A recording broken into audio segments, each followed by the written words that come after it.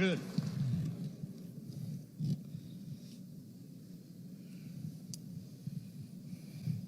Thank you, Lieutenant Governor, Mr. Speaker, statewide officials, judges of the Missouri Supreme Court, and state legislators. It is an honor to be joined by the First Lady as I stand before you again today as the 57th Governor of the great state of Missouri.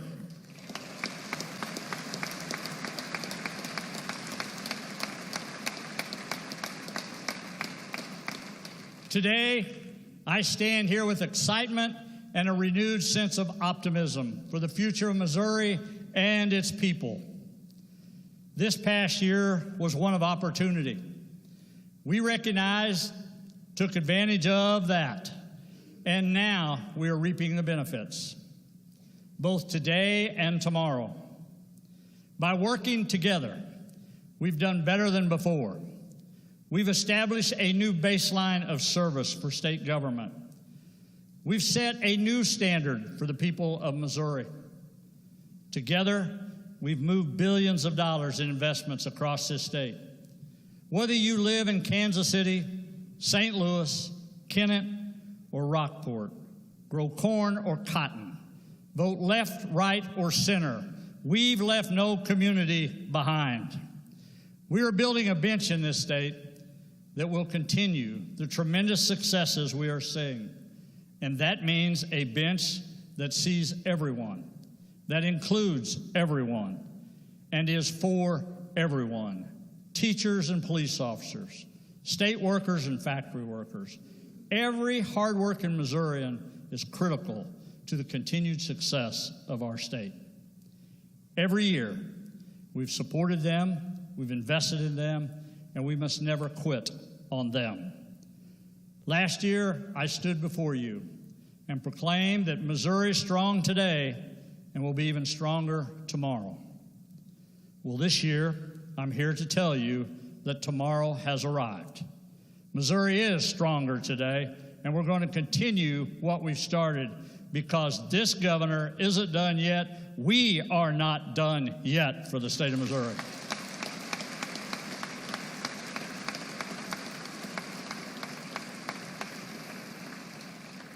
This past year, words like historical, largest ever, most in history, seem to become permanent parts of our vocabulary. Whether it was workforce development, education, infrastructure, mental health, public safety, or agriculture, these words applied to all. In October, we concluded a historic special session with the passage of the largest income tax cut in our state's history.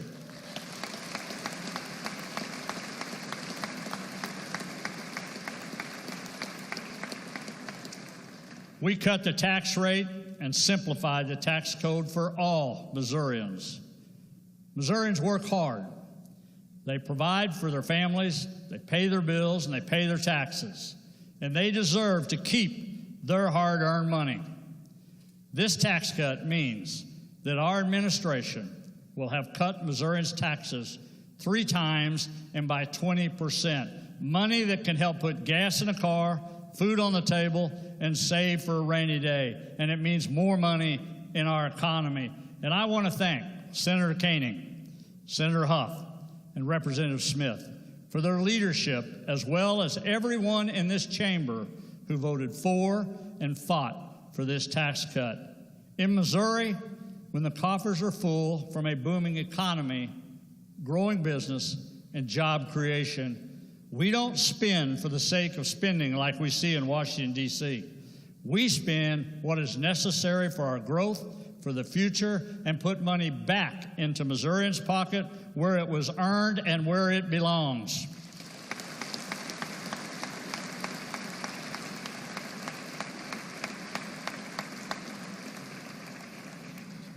During that same special session, we also secured opportunity and support for our state's #1 economic driver, agriculture. I am an ag governor, and this administration will always stand up for our Missouri farmers and ranchers. And we challenge the legislators who say the same to do the same. By working together with the leadership of Senator Bean and Representative Pollitt, we put politics and special interests aside, and we pass long-term extensions for our critical agriculture tax credit programs. Programs that create jobs, promote farm and business innovation, and helps add value to our Missouri-grown products. Despite the roadblocks, the political games, and those who stood against agriculture, support for our farmers and ranchers could not be denied, and we appreciate everyone who took a stand and offered your support for those who feed and fuel our economy.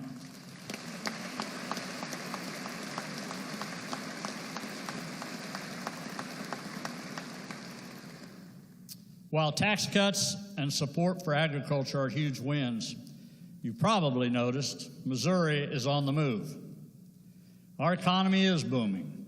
Businesses are investing, growing, and creating jobs in our state. Thanks to our focus on workforce development and infrastructure, we have achieved countless economic wins. In 2022, our unemployment rate fell to 2.4%, the lowest rate ever recorded in the history of the state of Missouri, and it remains historically low today.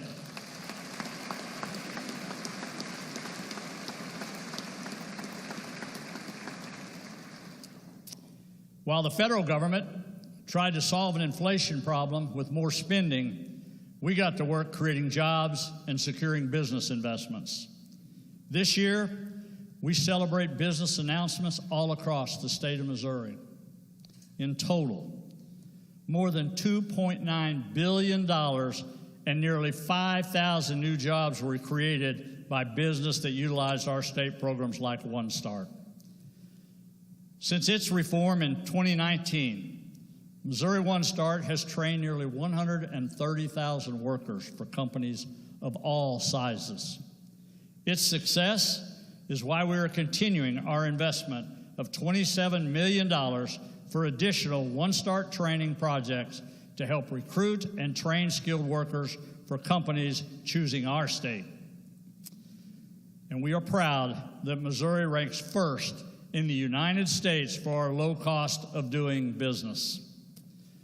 Whether it's investments in Missouri One Start, broadband, education, or so on, by prioritizing infrastructure and workforce development, companies are choosing our state to invest. Some of the first things we are asked about on our trade missions is our progress in infrastructure, education, workforce, and our cost of doing business. In fact, from our trade missions alone, we have been able to achieve over 1,000 jobs and more than $1 billion in business investments in Missouri, and we are not done yet.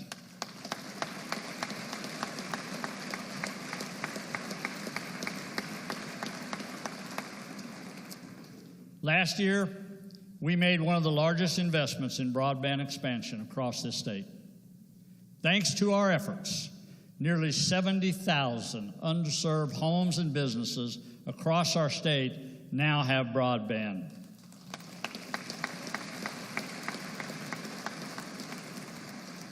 But we know we can't stop now. This is why we're investing an additional $250 million to do even more. If we can put electricity in every home, we can do the same for broadband today. We are not done until every home, every school, every business, every farm has access to quality internet.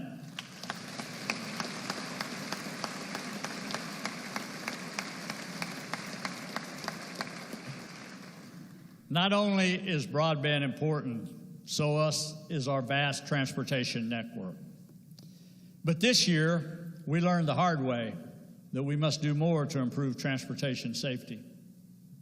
Over the summer, an Amtrak passenger train derailed near the small town of Minden, killing 4 and seriously injuring dozens of others. Thankfully, in this instance, small town America rose to the occasion. Neighbors helping neighbors, strangers helping strangers, the Minden community represented the best of our people, the best of our state. And on the behalf of all Missourians, I want to thank them for what they done that day.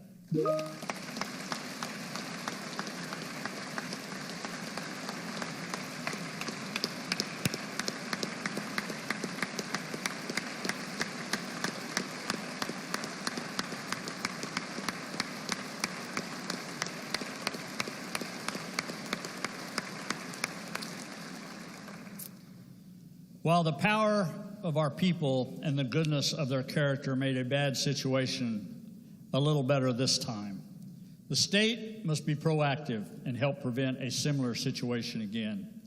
That's why we're including $35 million to begin updating railway crossings to modern-day safety standards all across the state of Missouri.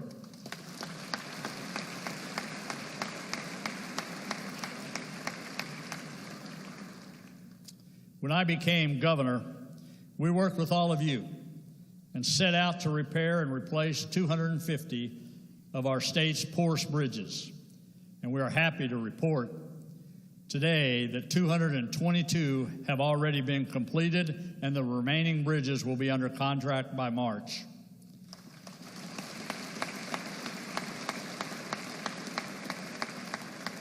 We have also set out to address crumbling roads in rural areas.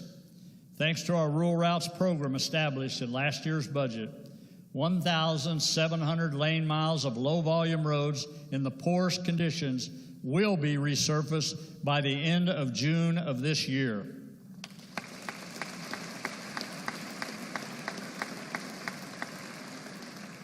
And we are extremely proud of our transportation cost share, which was awarded to 28 local transportation projects with the funding to improve roads and bridges and bring economic development to their areas. Through our $75 million investment and partnering with both public and private entities, we have leveraged more than $175 million in new projects all across our state, from the most rural areas to the most urban areas. As you can see, our investments in infrastructure are making a real difference for Missourians in our state. And one project in particular we want to highlight is the I-270 North project in St. Louis, one of the largest investments ever in our state's history. This project not only represents stronger infrastructure, it demonstrates the opportunities that these projects can bring to hardworking Missourians. Involved with the I-270 project is Project PAVE, a STEM program that works to mentor, teach, and support students in North St. Louis County high schools. These students get to pursue interest in highway design, engineering, and construction. And here with us today is Christian Malloy. Christian was an intern with Project PAVE and secured full-time employment with Millstone Weber as an IT technician directly out of high school, and that is exactly what we were trying to achieve. Would you please welcome to the chamber Christian and his fellow Project PAVE students in the upper chamber.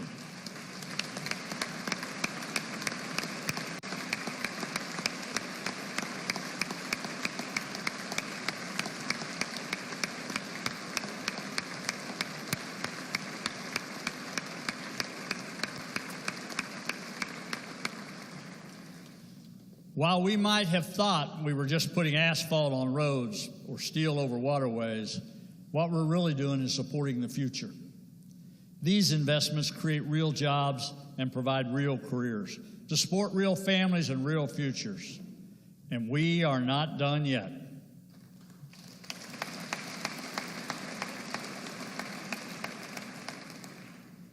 For years, congestion, traffic accidents, and delays have become a serious issue for commuters on I-70. Not only are we concerned for the motor safety, these inefficiencies are costly to our state's economy, and we must invest to improve I-70. For those who say we can't afford it, I say we cannot afford not to. This year,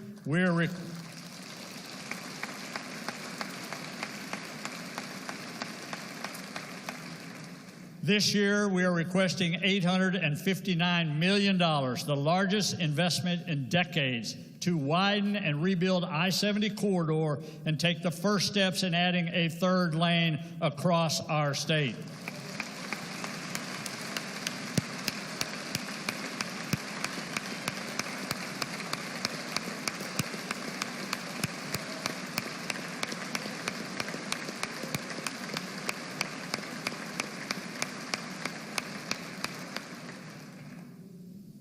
I will tell all of you in this chamber this. This is a once-in-a-lifetime opportunity, and the time is now.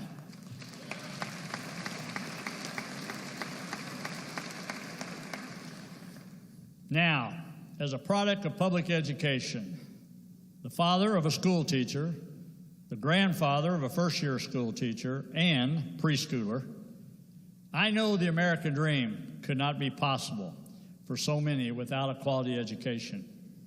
This year, we will again fully fund the foundation formula with an additional $117 million to ensure Missouri schools are receiving the support they need.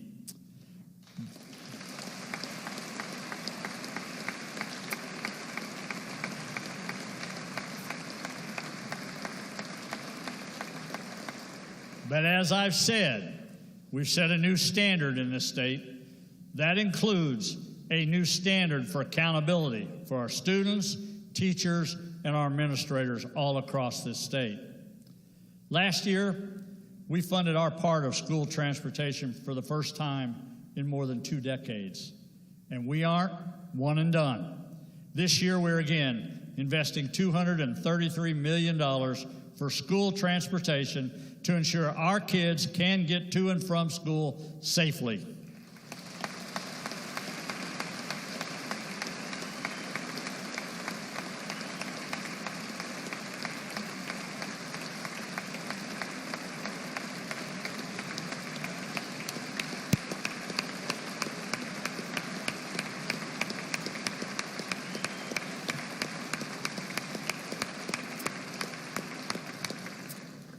Additionally, last year in working with the General Assembly, we funded Career Ladder Program. Nearly 140 school districts participated, and over 11,000 veteran school teachers received an increase in pay. This year, we are again funding the program with an additional $32 million to continue the state's part and benefit more teachers.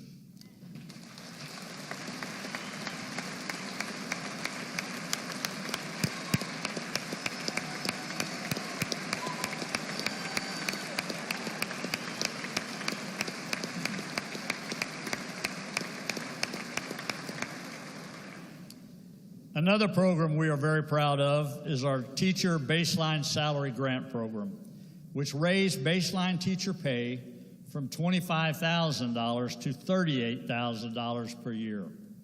A total of 356 Missouri school districts participated in this program and providing pay increases to more than 6,000 school teachers.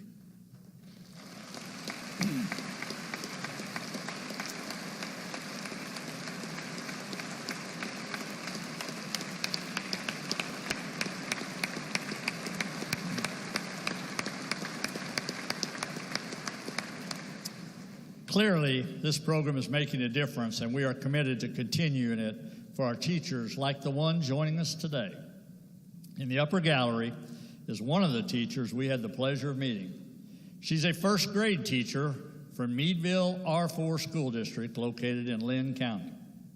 She's a second-year teacher and received a nearly $7,000 pay increase thanks to our baseline teacher pay program. She was able to move out of her parents' house, get married, and begin pursuing a master's degree. Ms. Fluke is a great example of the majority of our educators who do it for the right reason. She represents our educators who certainly don't do it for the money, but do it for our children and the future of our state. Would you please join me in giving Ms. Fluke and all our Missouri educators a round of applause?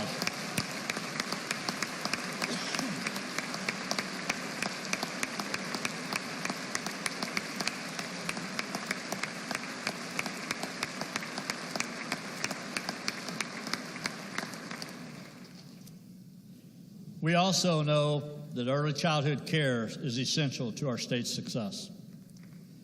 We've already invested nearly $1 billion to improve our child care network and create more options for more Missouri families. But we are not done yet. We know child care remains a struggle for many parents and businesses. Child care providers often have to limit their hours due to staffing shortages or increase their prices.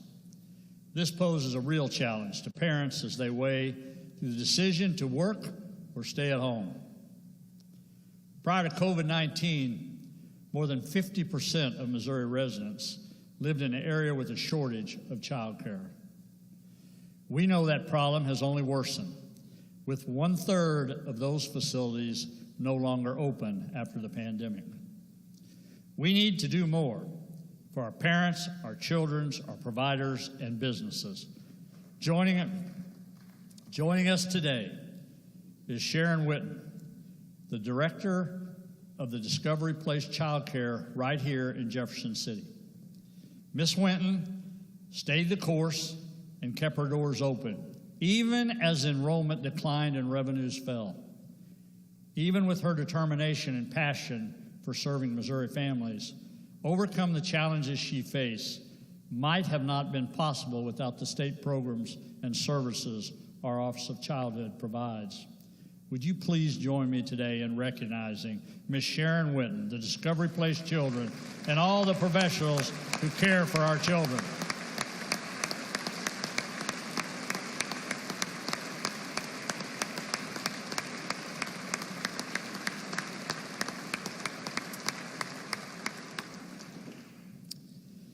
Now, Ms. Witten faces the opposite issue. More and more families are seeking child care options, and while she would love to help, she simply does not have the resources, space, or staff to accommodate. To help address this issue, we're proposing 3 new child care tax credit programs. These programs will help improve child care facilities, support employers who support their workers with child care assistance, and allow more of our dedicated child care workers to earn a pay increase. We are also investing more than $78 million to increase child care subsidy rates to child care providers across the state.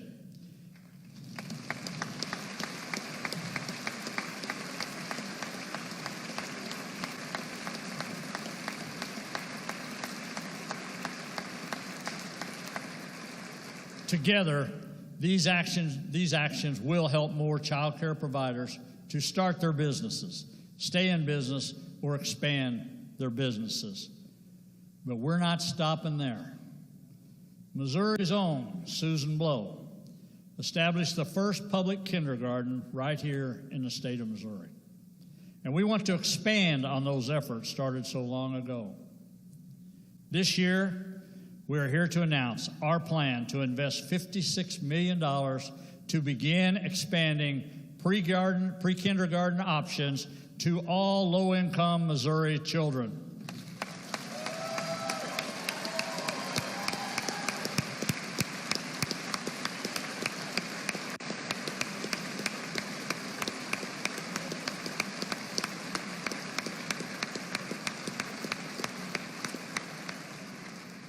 Under this program, 50% of all our families with pre-K students will be able to enroll their children in expanded programs through their local school district or charter school districts at no cost. There is a clear need to do better when it comes to early childhood. Let's meet this moment for Missouri families, Missouri kids, and our businesses. Now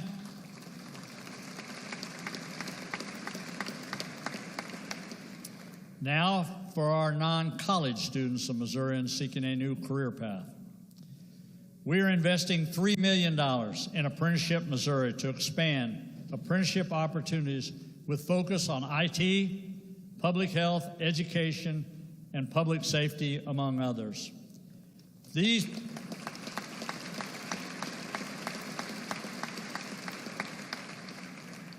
programs are a great way for Missourians to learn a new skill and earn a good-paying job right out of high school. Thanks to this program, we're happy to report that we were able to achieve our goal of creating 20,000 new apprenticeships 3 years ahead of schedule, and thanks to this program, we are now third in the United States for our apprenticeship opportunities.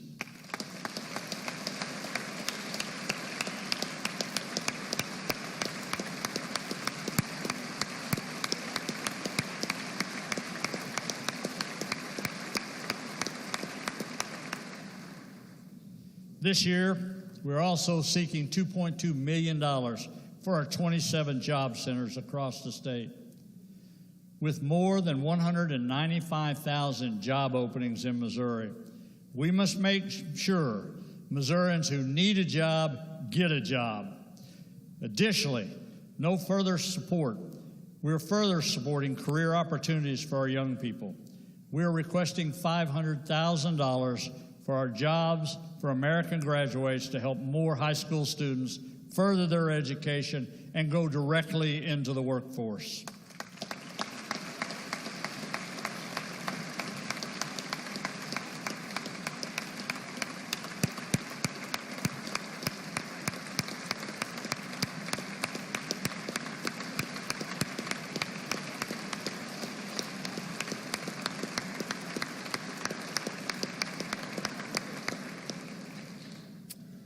For college-bound Missourians, we're increasing core funding to our community colleges and four-year institutions by 7%, the largest increase in more than 25 years.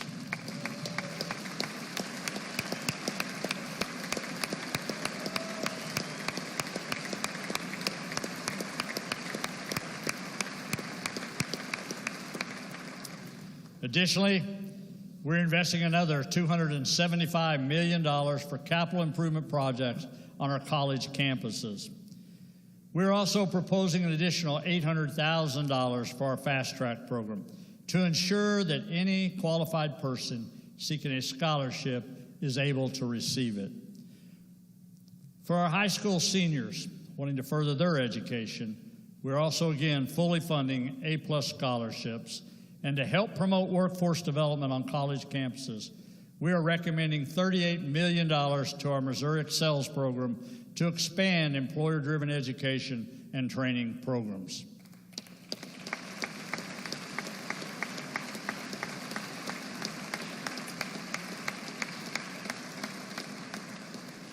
Together, these investments will help our colleges and universities keep up with educational demands of both today and tomorrow. We all know manufacturing is a leading industry in our state. In fact, we rank 4th in the United States for new manufacturing facilities. But a serious hurdle for our manufacturing companies here in Missouri and across the nation is the semiconductor chip supply chain. To address this issue, for the first time, we are dedicating $25 million for research, program development, and training to increase our competitiveness for our semiconductor manufacturing right here in Missouri. The last thing we want is to rely on China when we can and will do it right here in Missouri.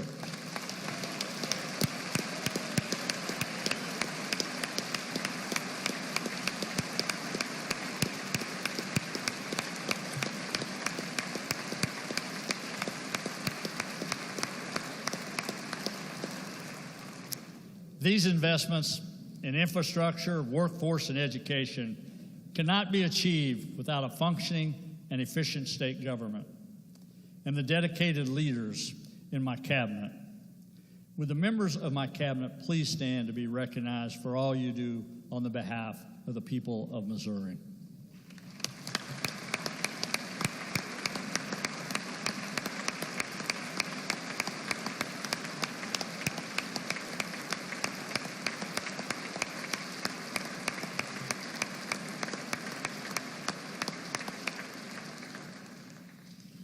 There's another group in the upper gallery that normally don't get recognized at State of the States and very much in the governor's office.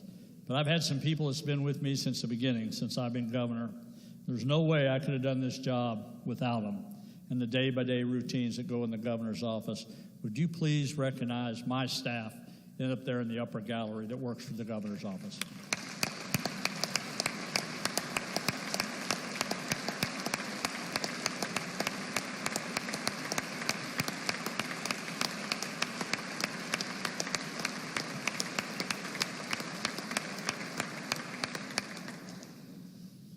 While businesses build their bench, we need to build the bench in state government. As many of you know, the recruitment and retention of state employees has been a severe problem for our state. And while we have made considerable advancements like wage increases, deferred compensation, professional development opportunities, more is needed. Supporting our state workers means supporting the people of Missouri, and we are not done yet. This year, as part of our supplemental budget, we're requesting an immediate 8.7% cost of living increase for our state employees. For any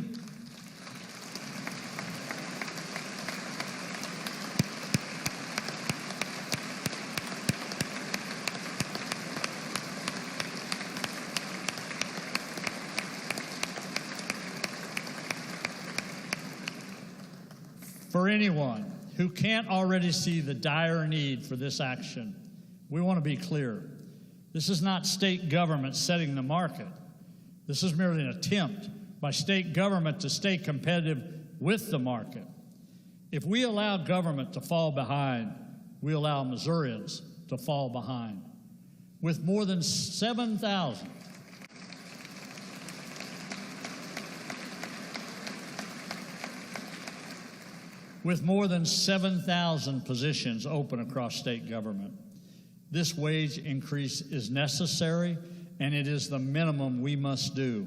And on the behalf of all state employees, I ask for your full support to pass this increase and deliver it to my desk by March the 1st.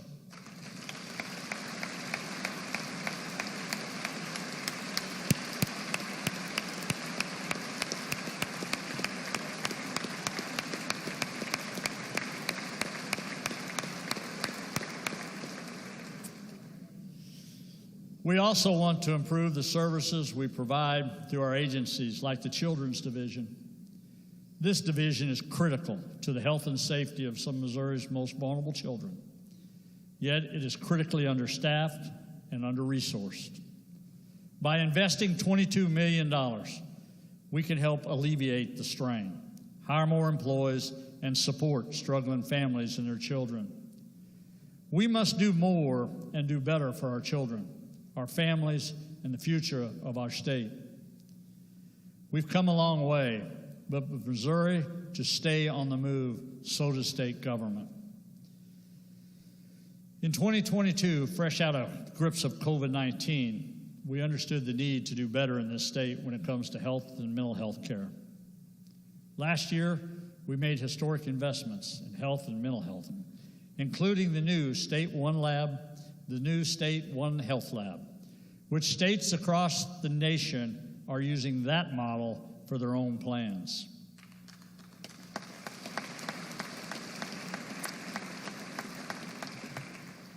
Now, frankly, an area in which we are heartbroken to be failing is maternal mortality. Currently, Missouri ranks 44th in the United States for our abnormally high maternal mortality rate. This is embarrassing, and it's absolutely unacceptable. We are determined to change this, and we are requesting $4.3 million to allow the Department of Health and Senior Service to implement a new plan for maternity mortality.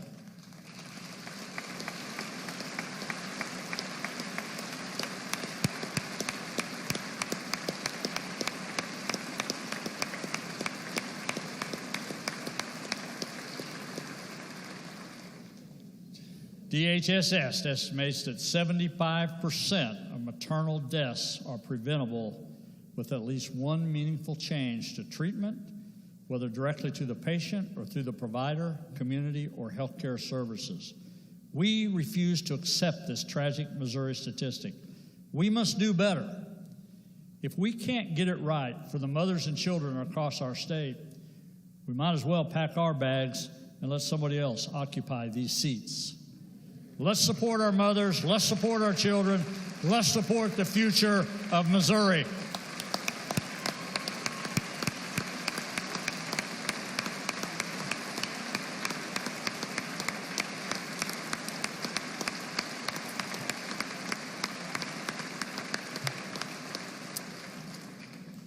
This year, we are also proposing an additional $3.5 million to increase the number of youth behavioral health liaisons across the state.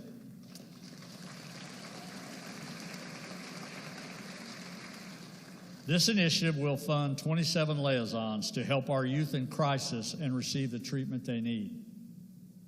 It is needed, it is wanted, and more importantly, it is helping keep our kids safe in school and out of the system. Here with us today is Leah Crawford.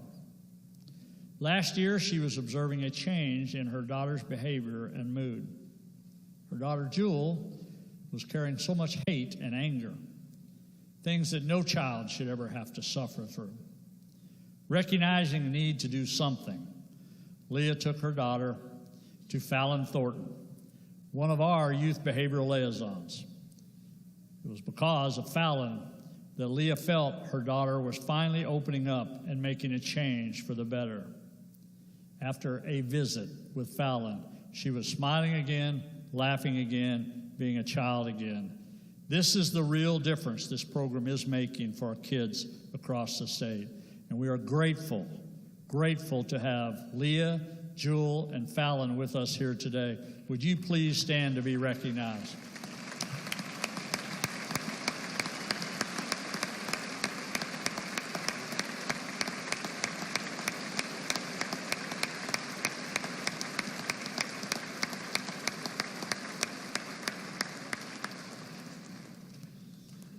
This year, to address the severe shortage of certified nursing assistants all across our state, we're proposing nearly $4 million to boost CNA training and programs.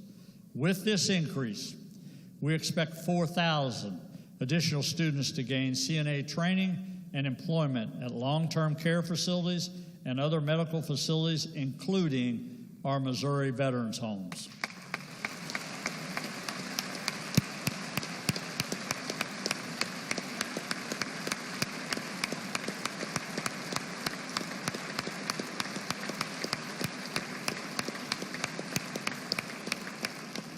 We owe it to Missourians to provide them with the quality care. The CNAs are critical to that mission. And we also want to thank all of our doctors, nurses, and healthcare professionals across our state who care for our citizens.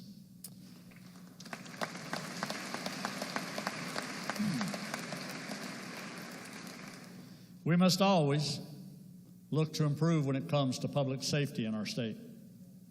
Unfortunately, our homes, schools, and communities are not immune to violence. But it's our jobs, the individuals in this building, to do what we can to promote a safer Missouri. This past year, we saw violence and shootings plague schools and communities across the nation. And sadly, our state was no exception. The events that unfolded at Central Visual and Performing Arts High School just a few months ago were nothing short of tragedy. As friends and families mourn, a community grieves, and a school tries to continue on without a valued and beloved teacher and student, we must commit ourselves to ensuring our schools are safe. While we will never understand or control the violence of these deranged individuals, we can look to the school safety officers and law enforcement who got it right that day. They were prepared, they had a plan, they saved lives, and they prevented a tragic situation from becoming even worse.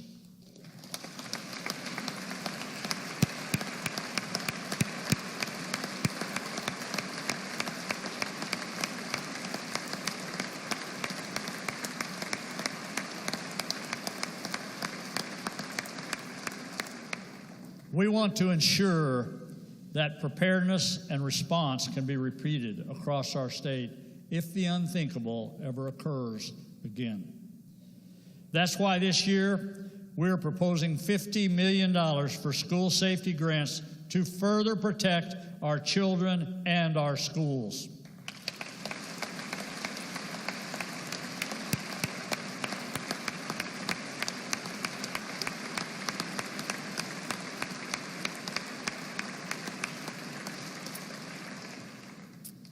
We know that public safety starts with supporting our men and women on the front lines who answer the call, who wake up every day to protect and serve. But we know that law enforcement recruitment has suffered in recent years, and it is critical that we take action to build the bench in law enforcement. Last year, we established the Missouri Blue Scholarship Program to recruit officers across the state. Already, this program has received high interest and success, with 147 Missourians already earning scholarships. Joining us today are Rachel Kelly and Samuel Alton. Rachel always dreamed of becoming a police officer, but like so many, life gets in the way. Now she can afford the opportunity to pursue her dream and serve her community thanks to the scholarship programs.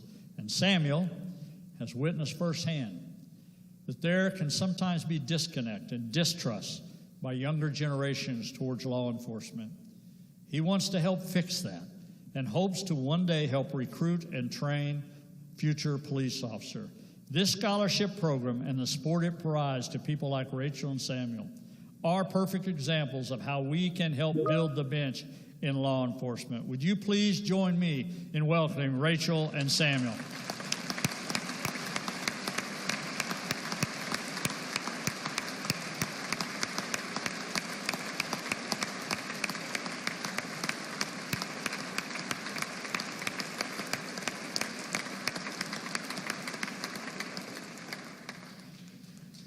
For anyone willing to step up to protect and serve their communities, we must do everything we can to support them. And as I've said, in this state, we support and defend our law enforcement officers. We don't defund them, and this administration never will.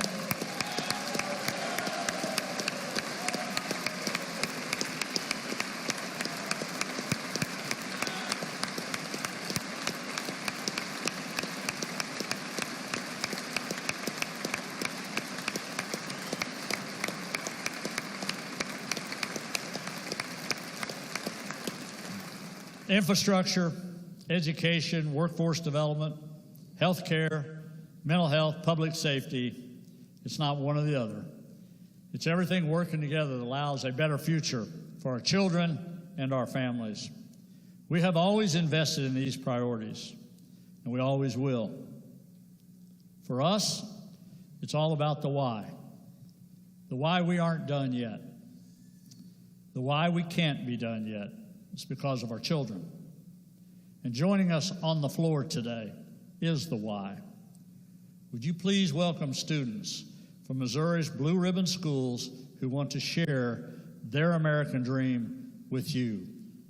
From Kirkwood, Ben Herrick and Julie McDonald want to study business.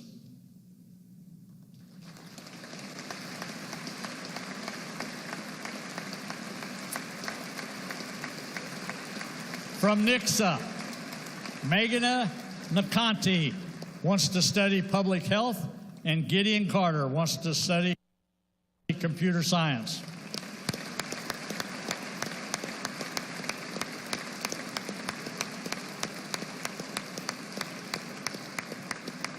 From Eugene Field, Carson DeFazio wants to be a soccer coach, and Rosalind Martin wants to be a baker.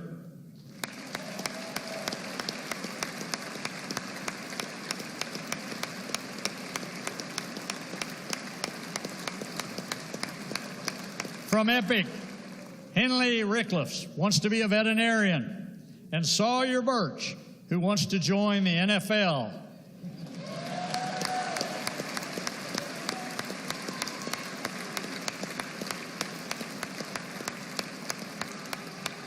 And we're rooting for Sawyer as long as with the Kansas City Chiefs.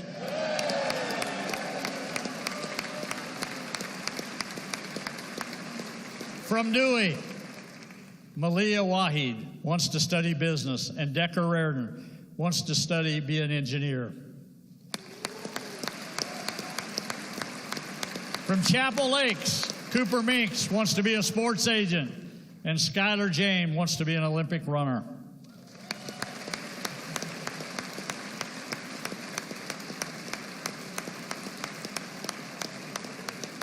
From Blair Oaks, Emerson Hilty wants to be a teacher and a principal, and Preston Snitker wants to play professional sports.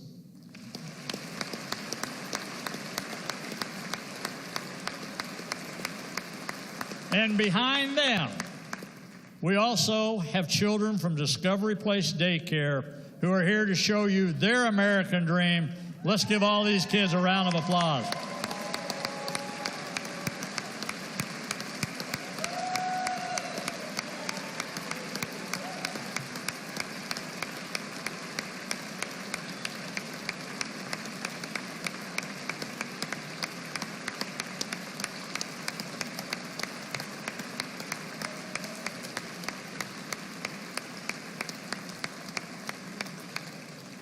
Teresa and I are living our American dream.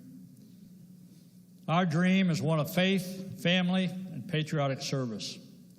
A dream that allowed a rowdy farm boy from small-town Wheatland and a bright and beautiful woman from Bolivar to meet one day and become the governor and first lady of Missouri. For the kids in this room, it's their future, their dreams, the American dream that we must support and fight for. It is our privilege and our responsibility. Kids all across our state have hopes, dreams, and ambitions, and their American dream can be bolstered and broadened by the decisions we make right here in this building.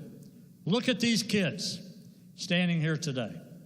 I am confident there is nothing we cannot overcome for them. These children are the why. If we're not willing to sacrifice for these kids, support their dreams, or stand up for their future, then we must ask ourselves, why are we here? The First Lady and I have always believed and supported the American dream. And as we enter the final 2 years of our time as Governor and First Lady, the importance of that mission becomes all the more clear. Like us, the American dream should be achieved for all, never the exception for some. The American dream was possible because leaders before us recognized we were worth fighting for. Today, I ask the same of you. These children are the future of our state, our nation, and our democracy. If we fail them, then the failures of tomorrow are the failures of today. Let's not fail them tomorrow or ever. This governor, this dad, this Gramps is not done yet. We are not done yet. It is an honor and privilege to serve as the 57th governor of the great state of Missouri. God bless you, God bless Missouri, and God bless the United States of America.